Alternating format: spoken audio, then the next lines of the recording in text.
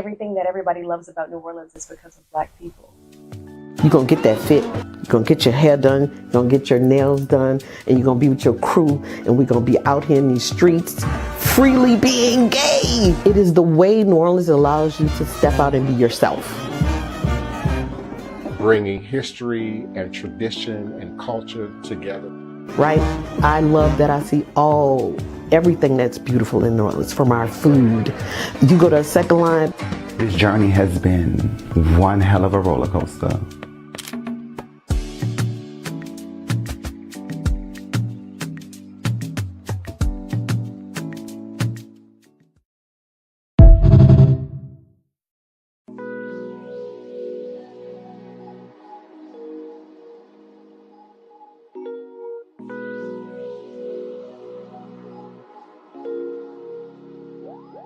Talk to me nice, I get sensitive. Choice of your words to convey. Your intentions might mean the best, but it's in your approach and delivery.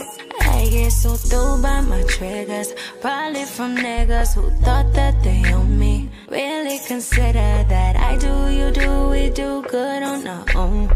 Back on my throne, like, yeah. Accept me at my worst, like you do my best. Better than I was last year. I've been facing tests, separate from the rest. Hope you're facing all your fears. I've been going so damn hard. It's been taking all this time. Giving up ain't in my blood. It's all in the signs. It's all in the signs. All in the signs.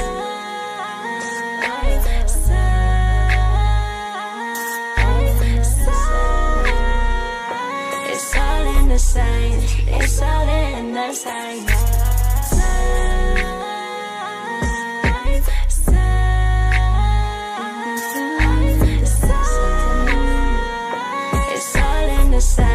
It's all in the signs.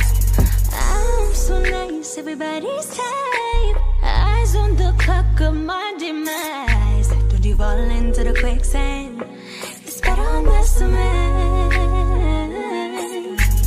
Telling no story, no power in your past. Even if you're 30, gotta make it last. I do, you do, we do good on our own. Back on my throne, like yeah. Accept me at my worst, like you do my best. Better than I was last year. I've been facing tests, separate from the rest. Hope you're facing all your fears. I've been going so damn hard. It's been taking all this time. Giving up ain't in my blood. It's all in the signs. It's all in the signs. All in the signs.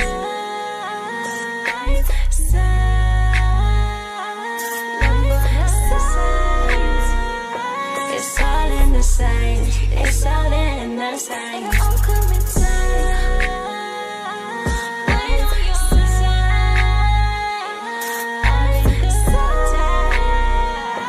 It's all in the signs. It's all in the signs. Greetings, greetings, greetings and salutations, divine, all blessed. AYIBOBO, honor and respect, honor and respect, honor and respect. You are now sitting live and always in archive at your leisure and convenience with the Divine Prince, Pan-African Spiritualist, Practitioner, Author, and Advisor, Elagun Oloye Hoodoo Obeya Bokua, broadcasting live from this beautiful, historic, legendary, and most enchanted city in America, New Orleans, Louisiana, sharing with you in all things spiritual, mystical, metaphysical, cosmic, universal, healing, and holistic, evolutionary, and revolutionary from a Pan-African Hoodoo world spiritualist perspective, understanding that all is truly and indeed a blessing. If you can just see beyond the veils, or it is all just an illusion and a test, and one of the greatest divine mysteries of this life cycle. I am also here by support, by promotion, by empowerment of NOIVD, New Orleans National Voodoo Day, now NOIVD, New Orleans International Voodoo Day. This is a celebration, not just of a name change, but of a truth we've long known. Voodoo is living, breathing tradition that spans oceans, generations, and languages. We honor the hands, hearts, and histories that have carried these traditions forward, from New Orleans to Haiti, from Benin to the Bronx, from ancestral realms to present day streets. This evolution is rooted in reverence, made possible by community, and guided by spirit. Let this name be a blessing, an offering, and a bridge as we continue to walk together in remembrance, celebration, and sacred impact. Thank you for holding this vision with us as the work continues with International New Orleans International Voodoo Day. Please visit our website for more information and coming updates at www.vodouday.org. That's voodooday.org, www.voodooday.org, VODOUDAY.org. You can find the address now scrolling at the bottom of your screen now and throughout the duration of the show. And I'm certainly grateful for my support team, my power team, if you will, my first priest and practitioner, my wild man, Jason Nylan Tanner. Thank you so much for your continued support and presence here on the platform. Our beloved elder and team member of NOIVD and financial advisor, Elder Green, on the platform known as tagged as Green Soap. We certainly are grateful for your presence and your attendance. And we will introduce Sister Toni after we bring in Elder Reggie and Joshua. Come on in, Elder Reggie. Yes. Good evening, everyone. As I put in the little tag, Happy Memorial Day. Today I received a text, well, in a group text from Divine, and he enlightened me that Memorial Day was actually started by African Americans right after the Civil War. Being a Navy veteran myself, and I always participated in the Memorial Day, I never knew that it was African Americans' contribution to this such powerful holiday. And I want to just thank you, Divine, for that text message today, because I just didn't know. But that's what I have for right now.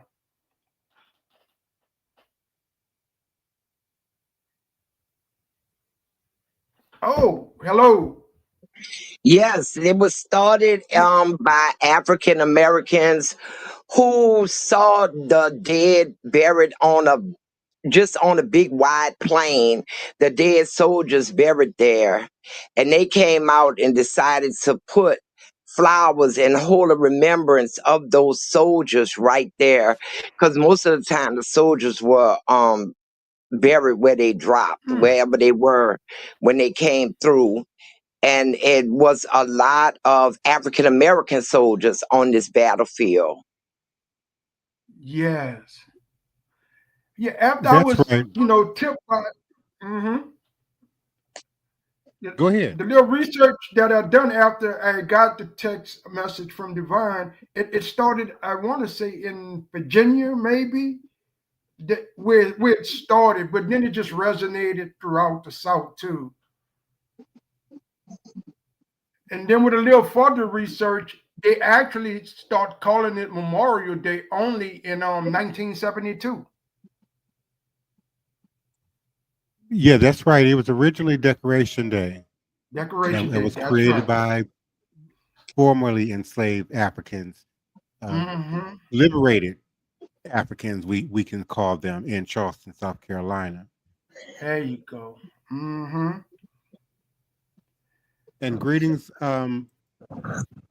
wild man Joshua Tanner. Good day, everybody. That was hope you guys having a good Memorial Day. Yeah, that was some good information. I wasn't even aware of that Yeah. myself concerning the contributions See? of Mm-hmm. that community in Virginia that was honoring the soldiers that passed on, the men of color that helped, and Africans, Mm-hmm. Americans that helped wage those wars and fight for our liberation here on this continent. Mm-hmm.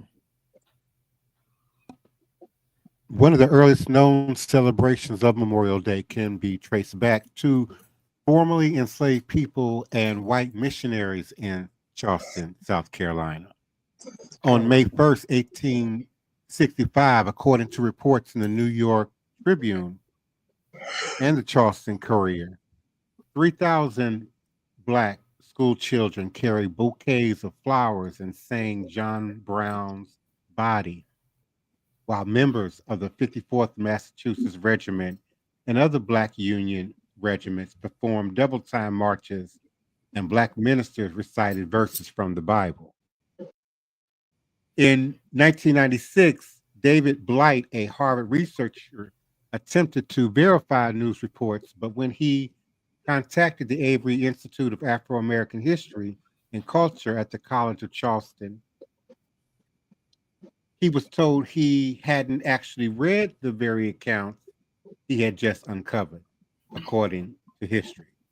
I've never heard of it, they told me, Blight recounted.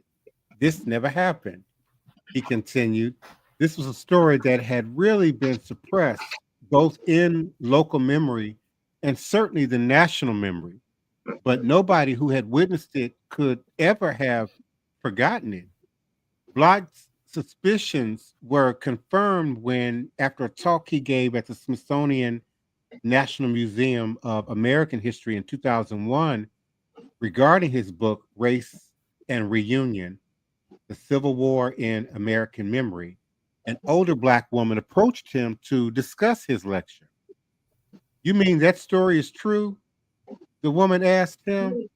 I grew up in Charleston, and my granddaddy used to tell us this story of a parade at the old racetrack, and we never knew whether to believe him or not. You mean that's true?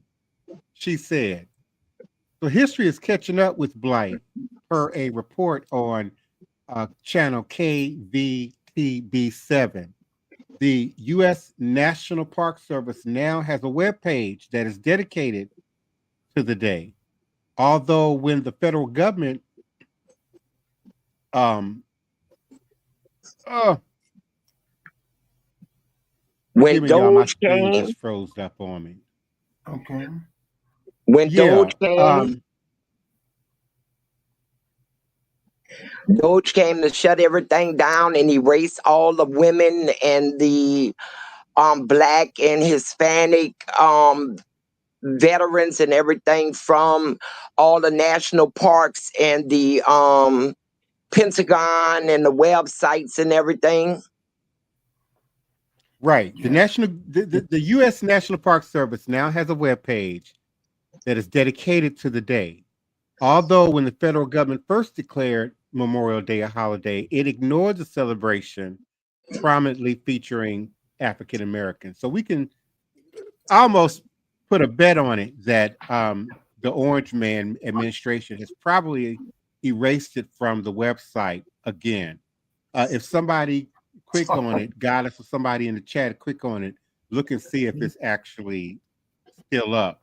But regardless of which origin story the United States government chooses to honor for the first Black veterans of the Civil War, it became a lifelong tradition to honor fallen compatriots, fellow soldiers of the war between the states. And according to the U.S. National Park Service, the story of one Black soldier, Joseph Clovese, Clovese, illustrates this point. Joseph Clovese was born into slavery on a Louisiana plantation in January 1844. He fled in 1862, serving as an infantryman in the 63rd United States Colored Infantry Clavose or Clavase was one of the only 6 members of the GAR healthy enough to attend the organization's final reunion in 1949. The entry states, today the holiday has expanded to honor those who died while in service across all wars, but the genesis of the holiday was the Civil War, which Blight says gave that original celebration additional gravitas. It's the fact that this occurred in Charleston, Gullah Geechee country, at a cemetery site for the Union dead in a city where the Civil War had begun, Blight explained in History, and that it was organized and done by African Americans, former enslaved, is what gives it such poignancy. And so there was a time in my youth, certainly after I got out of the military and going into my early 20s, where I didn't really consider Veterans Day, Memorial Day, or any of those commitments, Elder Reggie, for that matter. And it was upon more self-reflection. You know, when you're learning yourself, you learn your people, you learn your environment. I too came across this information probably back in the early 90s and began to now, you know, speak the words, speak the name, acknowledge the day, if only for those ancestors, both known and unknown, within our DNA memories that fought on the front lines for us. And we know we fought since, you know, they arrived on the continent and started capturing folks. But this particularly has been a thorn in the side of MAGA Americans or MAGA Americans or maggot Americans, however you want to describe them. And so it is our responsibility to teach and reteach, educate and re-educate, say these names, say these words, repeat these truths, lest they too be blotted out and erased away. Right, definitely is. That's something that's education to me right now. To be honest with you, in real time, I really appreciate that pulling that forward, because that was definitely, that kind of speaks to the, you know, the power that we have within our communities in terms of in my demonstration of what we do, how we do what we do, how we honor the spirits and our ancestors. We've been doing that for so long, no matter given the authority to do it or given the permission to do it, we just do it.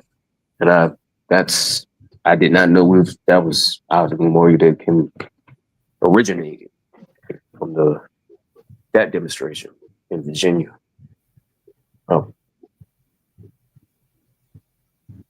And we certainly know Louisiana is foundational in the building of this nation. And many people are unaware how Black or Creole Louisiana was at the time of the Civil War and those decades of Reconstruction following. So certainly there are, you know, those who sought to bury this information, regardless of ethnicity and race and shade and colorism. And then there are others who just did not know, and as we've often done with American holidays, have kind of just, you know, accepted the day off and kind of rolled with the punches, you know, picnicking and partying and whatnot.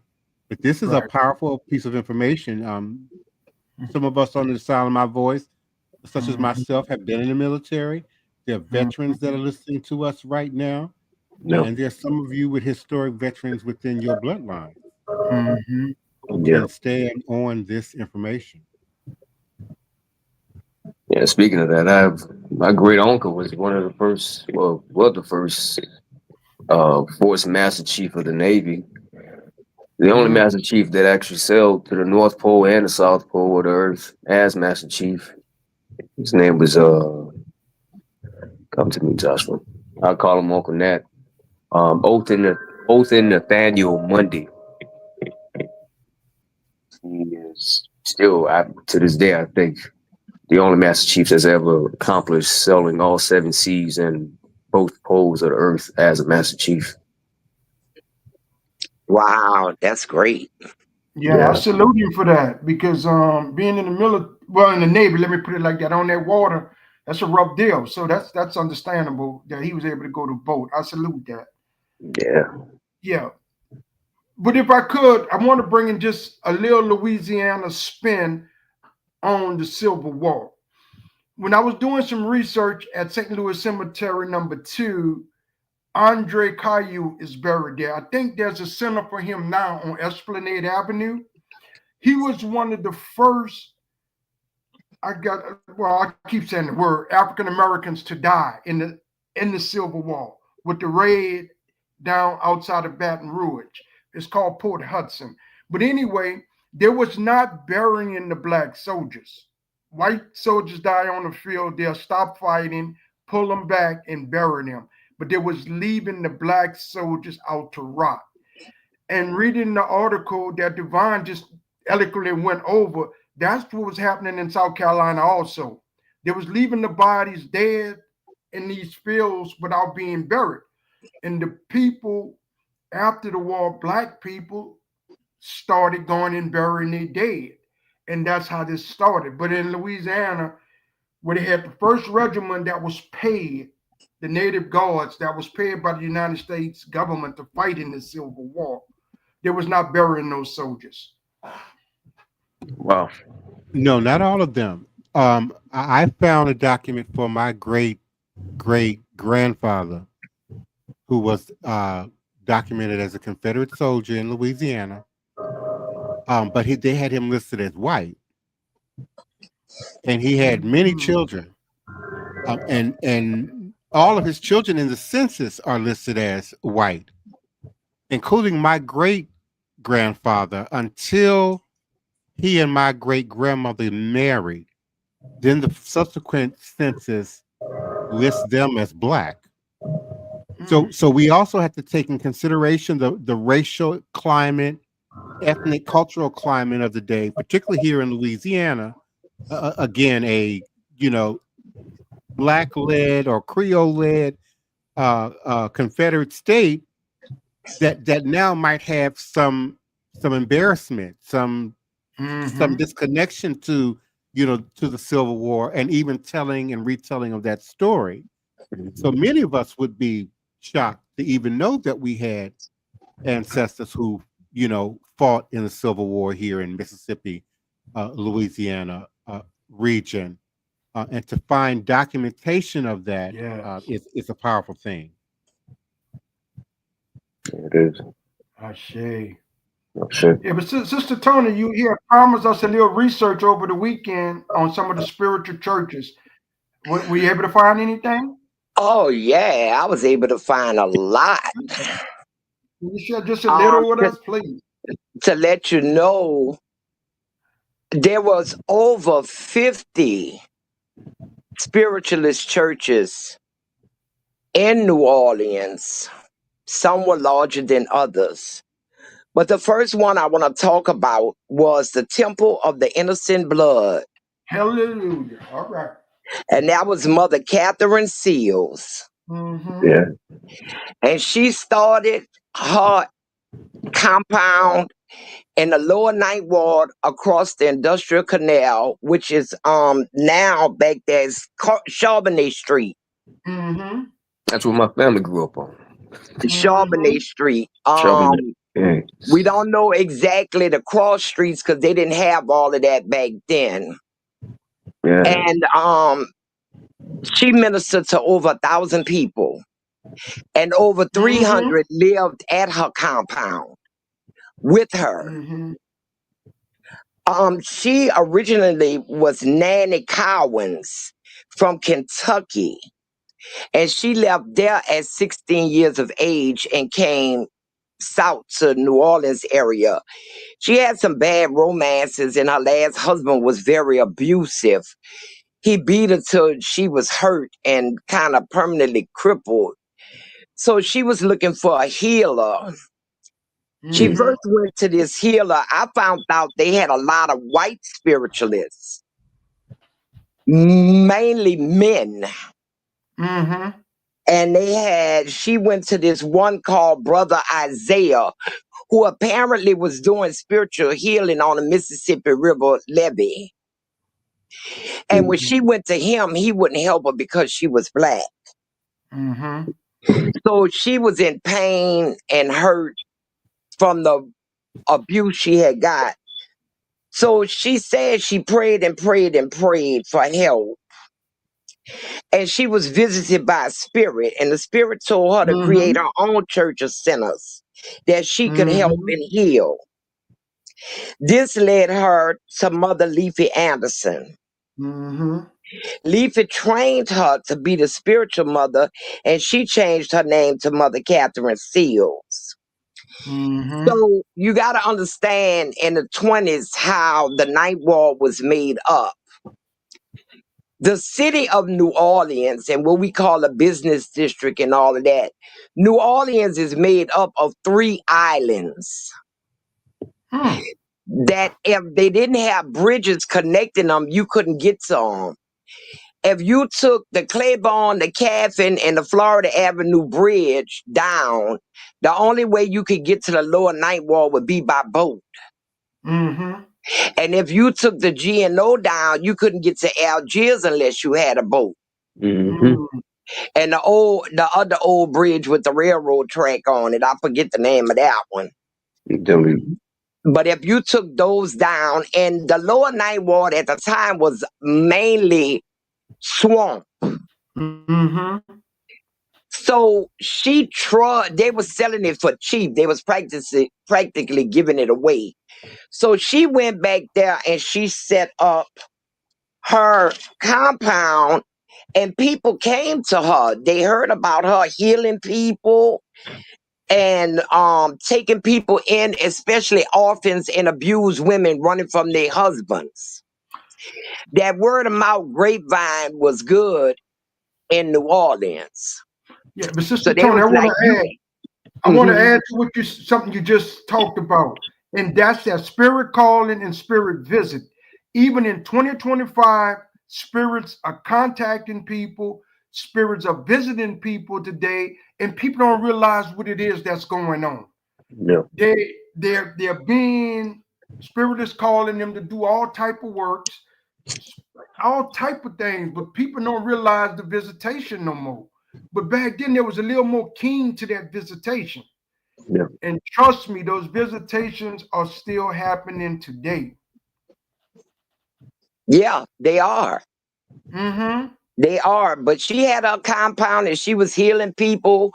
They said people with tuberculosis and people with serious illness. And they felt safe with Mm-hmm. her and protected with her. And she was a Mm-hmm. little lady. She was a little lady. She was little in stature. And she used Mm-hmm. castor oils and Epsom salt. And they said she healed people by tying a chicken to their leg. Somebody Mm-hmm. who had gangrene, and everybody know gangrene, you got to cut it off. Yeah. But she healed this person with a chicken. Well, it was getting around about her. So in 1924, this white couple and a reporter went down to the compound. And they wanted to go into the tent that was the service area where the service was. And of course, they wanted to sit up front, and the little girl told them, no, you can't sit there. That's for the saints. You got to go in the back. So Mm-hmm. they took it the wrong way. In 1924, you ain't telling white folks to sit in the back or nothing. Okay, now. So the reporter went and wrote this story on what he seen. He seen white people and black people and Indian people all living together side by side, growing stuff, animals running around. And he put that in a newspaper of the time. Well, your friendly neighborhood Ku Klux Klan got wind of it, and they didn't like it too much that You had the white folks living with the black folks, living with the Indians, all one big happy compound.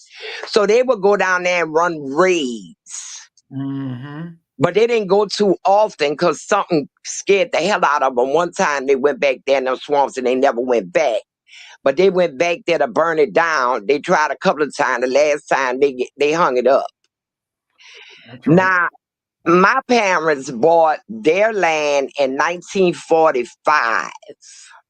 Okay. And in 1945, on Galvez, between Renee and Falstaff, back Mm-hmm. that way was still swampy and still hadn't been cleared out.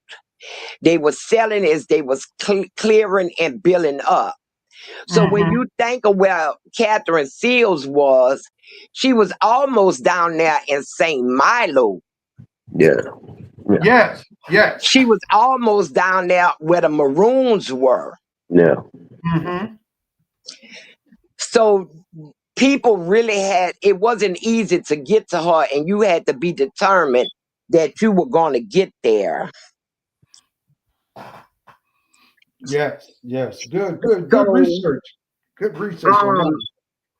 Zora Neale Hurston visited the compound. That's right. It was back then what they called Bayou Bienvenue. Mm-hmm. Mm-hmm. Back in those days. That's back of town to me and you. Elder Reggie, that's back of town, Charbonnet. Yeah. No. To be honest with you, I'm from back that way. I come off of Tupelo and Roman Street. My people had been down there before World War II. They had been down there. Yeah, in the little night ward down there. But she could be seen wearing a white robe with a red cape, with a box of salt in her hand. That's right. They had a white cockatoo that would scream when they started shouting out loud.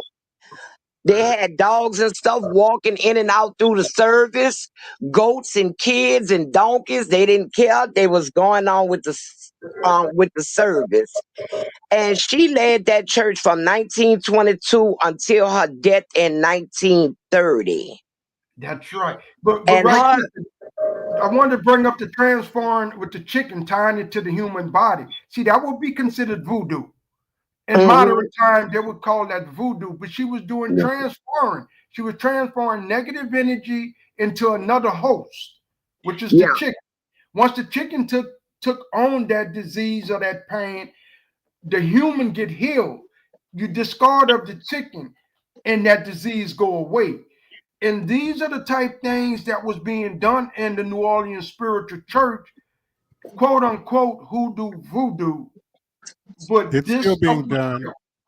It's still being done.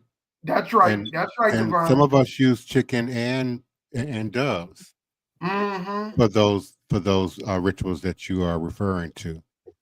They're just not as public as maybe they once were. Even if we think about the Chicken Man, remember him? In terms of performance. That's right. Yes. Those things are considered kind of taboo now. They might be legal, but they're considered taboo now in pop culture. And so a lot of that has gone underground.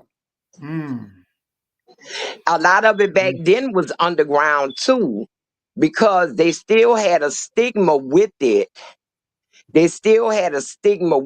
You know, it was a lot of jealousy and competition for clientele, let's say it like that. And some of them folks didn't like that they people was going to the black healers and spiritualists instead of coming to them.